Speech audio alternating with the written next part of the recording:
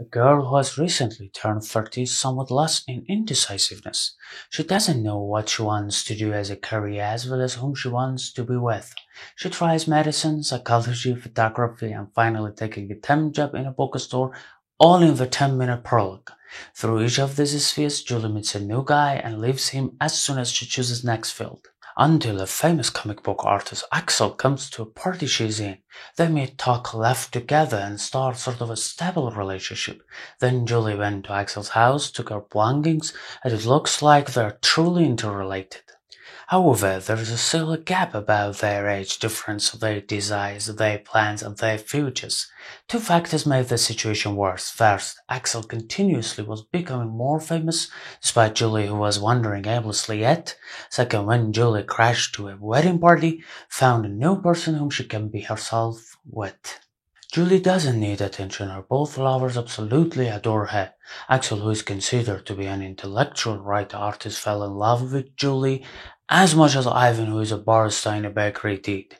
It's Julie herself wants more different things to experience, never satisfied with her current situation. Looking at the sky at the sunrise, looking beyond the borders, as she asks Ivan during that memorable party when they were flirting and emphasizing that none of them should cheat on their partners, but where do you draw the border between flirting and cheating?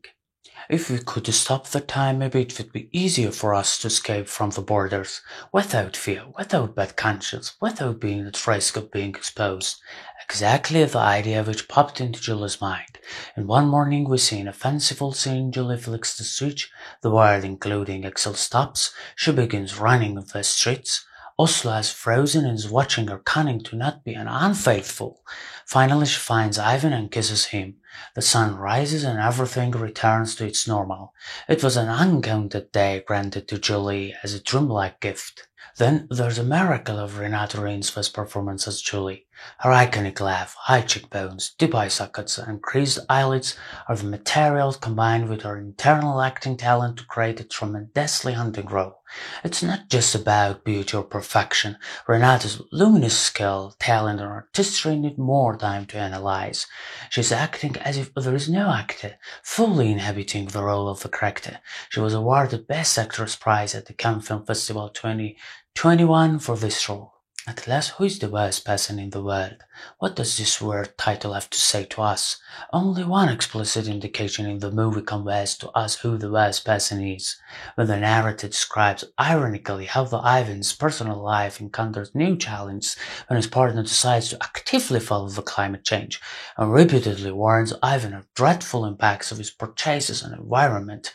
The narrator herself says, Ivan felt like the worst person in the world, but couldn't resist. Ivan thinks he's betraying his partner Soniva while Julie is still in his head, as well as he's betraying the whole world people while consuming plastic and other materials with cobalt or carbon, so that he's against the world, the worst person in the world.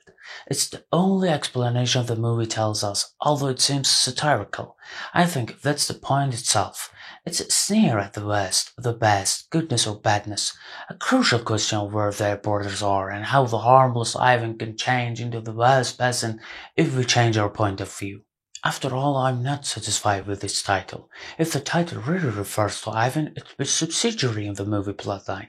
This title can cover the whole story or its main topics because Ivan has a minor role. It's unlikely that the worst person is someone else, for example Axel or even Julie. They're not appropriate to be labeled of the worst person. There isn't the worst in the movie at all. At the first glimpse, we find the title startling. Then as the film progresses, we find that probably the title is misleading. The Worst Person in the World isn't the best movie I've ever watched, but it tracks to life and its sweet bitter aspects in the outspoken manner.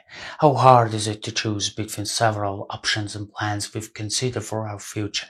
Which point the life begins? Who can understand me as I know myself?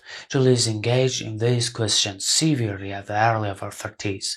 After a lot of trial and error, she finally achieved her favorite way of life, decided to be a photographer, and said goodbye to being flaky. Thanks for watching.